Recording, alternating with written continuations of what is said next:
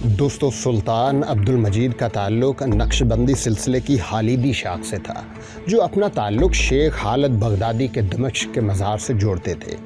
اعلیٰ عہدیداران کا انتخاب بھی اسی سلسلے سے کیا گیا تھا۔ ان کا سلطان بننے کے بعد پہلا کام ایک مسجد، ایک خانقاہ اور ایک مزار کی تعمیر تھا، جبکہ گولہان فرمان حکمرانی کی سمت کا اعلان تھا۔ اس سے آغاز اس سے کیا گیا کہ ریاست نماز 5 وقت پڑھنے کی ترغیب دے گی۔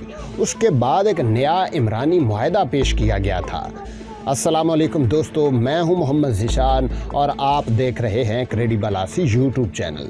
دوستو، ہم بات کر رہے ہیں سلطنت عثمانیہ کی تاریخ کے بارے میں، جس کی یہ 5ویں قسط ہے۔ ہمارے چینل کو سبسکرائب کریں اور بیل آئیکن پر لازمی کلک کریں۔ حکومت کی طرف سے اچھی گورننس، عوام کی طرف سے سلطنت سے وفاداری، سلطانی فرمان کی بجائے قانون کی بات کی گئی تھی، جو ایک بڑی تبدیلی تھی۔ اسی سال قانون میں کھیتوں میں جبری مشقت ختم کیا گیا، لیکن عملی طور پر یہ نہ ہو سکا۔ وجہ یہ تھی کہ مرکزی اور مقامی حکومتوں میں لوگ ہی وہی تھے جو اس سے فائدہ اٹھاتے تھے۔ خالی خزانے، ان پڑھ عوام، ناقص انفراسٹرکچر، رابطوں کے نظاموں کے فقدان کے باعث پیش کردہ اصلاحات تھیری سے عمل کی طرف زیادہ نہ جا سکیں۔ خاص طور پر مرکز سے دور علاقوں میں کرنسی ڈی ویلیو کی گئی۔ پچھلے سلطان کے دور میں جاں نثاروں نے یہ کوشش روک دی تھی۔ اس مرتبہ یہ آسانی سے ہو گیا، لیکن ملک کے معاشی حالات ابتر تھے۔ کاغذی کرنسی جاری ہوئی جو 8 سال کے بانڈ کی شکل میں تھی، اس پر شرح سود 12.5% مقرر ہوئی، اور 1844 میں کرنسی کا ریٹ سونے سے منسلک کیا گیا۔ یہ جدت مصر سے سیکھی گئی تھی۔ تعلیم اور قانون کے شعبے میں اصلاحات آئیں۔ 1850 میں وزارت تعلیم بنی اور 10 سے 15 سال کے لڑکوں کے سیکولر تعلیم کے اسکول سلطنت پہلی بار قائم ہوئے۔ دیہی سروے کا سسٹم بنایا گیا، لیکن حقیقت یہ ہے کہ اصلاحات کی رفتار بہت سست تھی۔ جاگیرداری نظام سے جبری مشقت کا طریقہ ختم کرنے پر زور دینے سے جاگیرداروں کی طرف سے شدید مزاحمت آئی۔ حکومت نے فیصلہ کیا کہ ایسے تنازع مقامی سطح پر نپٹے جائیں گے، اور اس کا مطلب سٹیٹس کو برقرار رکھنا تھا، کیونکہ مقامی سطح پر سنوائی انہی جاگیرداروں نے کرنی تھی۔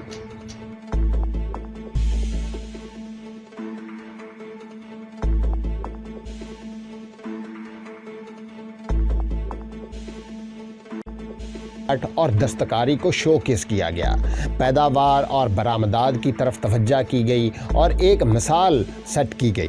مغرب میں آنے والے صنعتی انقلاب کو زراعت اور مینوفیکچرنگ میں رفتہ رفتہ اپنا پروڈکشن بڑھانا، ڈومیسٹک منڈیوں کو ایفیشینٹ بنانا، بین الاقوامی منڈیوں تک رسائی کی کوشش 1839 سے 1853 تک سلطنت عثمانیہ کی طرف سے کی جانے والی اندرونی جنگ تھی۔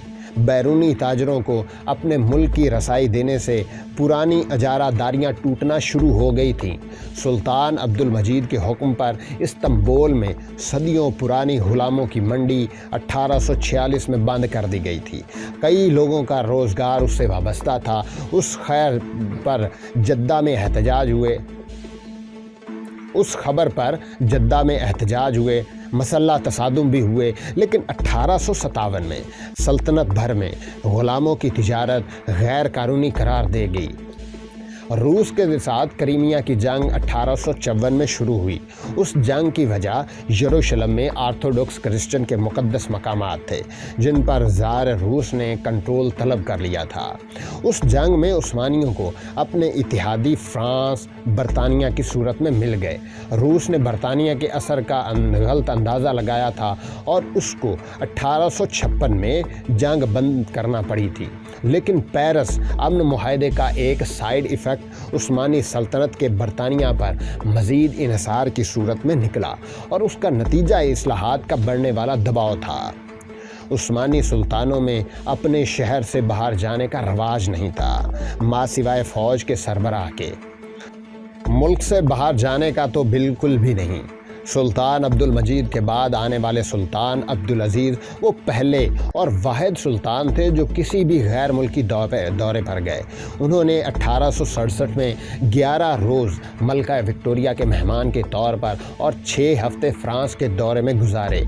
اس دورے میں مصر کے گورنر خدیوی اسماعیل بھی تھے، جنہوں نے نہر سویز کے لیے فرانس سے بڑا معاہدہ کیا اور قرضہ حاصل کیا۔ یہ نہر مصر کے لیے بہت بڑی کامیابی تھی۔ اس کے کھلنے پر 3 ہفتے مصر میں جشن منایا گیا، جس میں دنیا بھر سے لوگوں کو مدعو کیا گیا۔ یہ وقت سلطان عبد العزیز اور خدیوی اسماعیل کی رقابت کا تھا۔ کیا قاہرہ استنبول سے زیادہ طاقتور بن سکتا تھا؟ کہیں خلافت کا مرکز ترک سے عرب تو نہیں چلا جائے گا؟ یہ خوف سلطان کو رہا۔ یہ وہ وقت تھا جب عثمانیہ سلطنت کی ابتدا کا رومانس تخلیق کیا گیا۔ سوگوت میں مقبرے بنائے گئے، فوج کے روایتی لباس میں عثمانی لکھوایا گیا۔ عثمانی سلطنت کے ابتدا کی تاریخ 1299 مقرر کی گئی۔ اپریل 1862 کو بورسا میں عثمان کی قبر پر عثمانی آرڈر چڑھایا گیا، جس میں جواہرات لگے تھے۔ یہ سب اس کو بتانے کے لیے تھا کہ عثمانیہ خاندان ماضی کی دھند نہیں ہے، تابناک ماضی اور آغاز رکھتا ہے۔ سلطنت کی شناخت عثمانیوں کا خاندان ہے۔ ایک نئی سوسائٹی محب الوطنوں کا اتحاد کے نام سے 1865 میں قائم ہوئی۔ دانشوروں کا یہ گروپ نوجوان عثمانی کہلایا۔ ان کا خیال تھا کہ محض روشن خیال آمریت اور اچھی گورننس کافی نہیں ہے، عوام کی حکومت میں شرکت ضروری ہے، آئین اور لبرلزم ضروری ہے۔ عثمانی اسلامی کلچر کو برقرار رکھتے ہوئے نئے خیالات کی ضرورت ہے۔ اس گروپ کی سزا سنسرشپ اور جلاوطنی ٹھہری۔ تعلیمی پسماندگی بڑا مسئلہ تھا۔ تنظیمات کا مقصد بھی عام تعلیم نہیں تھا۔ عوام کے لیے چند اسکول بنائے گئے تھے۔ 1869 میں یعنی 1869 میں عام تعلیم کے لیے قواعد و ضوابط بنے، جو 1876 میں نافذ ہوئے۔ اس سے پرائمری، سیکنڈری اور اس سے آگے کی تعلیم کا سسٹم بنا تھا۔ یہ سسٹم اس وقت کے روایتی تعلیم کے متوازی بنایا گیا تھا۔ نئے سول قوانین بنانے میں کئی برس لگے۔ ان کو فرینچ سول کوڈ کی طرز پر بنایا گیا تھا۔ بینک کا ادارہ 1840 کی دہائی میں شروع ہوا تاکہ تجارت کی جا سکے۔ پہلی ٹرین کی چھوٹی سی پٹڑی ازمیر سے بحر اسود کے ساحل تک 1877 میں بچھائی گئی تھی۔ سلطان نے دفاعی سامان کی بھاری خریداری کی تھی۔ 1873 میں ہونے والا عالمی منڈیوں کا کریش اناطولیہ میں اسی دوران قحط اور سیلاب، ٹیکس کے نظام میں تبدیلیوں سے محصول میں کمی۔ 1875 میں عثمانی حکومت نے اعلان کیا کہ وہ قرضے واپس کرنے کے قابل نہیں ہیں اور ڈیفالٹ کر گئے ہیں۔ یہ وقت تھا جب عثمانی شناخت کے بحران کا شکار تھے۔ ہم کون ہیں؟ ہمیں کیا ہو گیا ہے؟ کیا ہم محض نقال ہیں؟ کیا کبھی بھی واپس اٹھ نہیں سکیں گے؟ انٹلیکچول حلقوں میں یہ سوال ہونے لگے تھے، یہ سوال گردش کرنے لگے تھے، یہ سوال ابھرنے لگے تھے۔ مارچ 1876 کو ایک پیمفلٹ شائع ہوا، مسلم حب الوطنہ کا منشور۔ اس میں انتخابات کروانے اور مشاورتی اسمبلیوں کا مطالبہ کیا گیا۔ بااثر حلقوں میں عثمانیوں کے خلاف تحریک چل رہی تھیں۔ سلطان نے اس کا جواب سنسرشپ اور ٹیلی گراف بند کرنے سے دیا، لیکن اس کا فائدہ نہیں ہوا۔ 1 مہینے کے آخر میں سلطان عبد العزیز کو محصول کیا جا چکا تھا۔ یہ بہت احتیاط سے کیا جانے والا بغاوت تھی، جس میں اہم وزراء شامل تھے۔ نیا سلطان ان کے ولی عہد مراد پنجم کو بنایا گیا۔ مراد پنجم صرف 3 ماہ حکمران رہے، ان کو بھی اسٹیبلشمنٹ نے معزول کر دیا تھا۔ مراد کو چراغاں محل میں گرفتار کر کے اگلا سلطان مراد کے بھائی عبد الحمید دوئم کو بنا دیا گیا تھا۔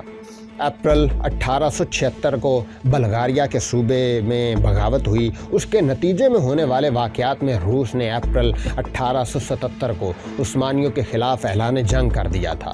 20 سال امن کے بعد یہ جنگ عثمانیوں کو بہت مہنگی پڑی۔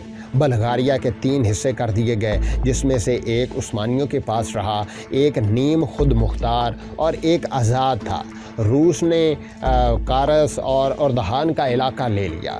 سربیا، رومانیہ اور مونٹینیگرو کو آزادی مل گئی۔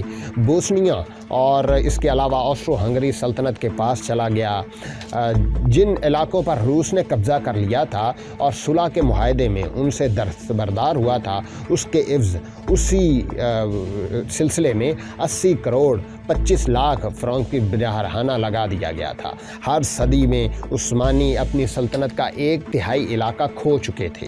آسٹرو ہنگری سلطنت عثمانیوں کا علاقہ تو حاصل کر چکی تھی، لیکن یہ ان کے لیے درد سر بن گیا۔ وہ مسئلہ جو عثمانیوں کو تھا وہ اب یہاں تک پہنچ گیا تھا۔ اب یہ سلطنت بھی کئی قومیتوں اور مذہبوں پر مشتمل لوگوں کی تھی۔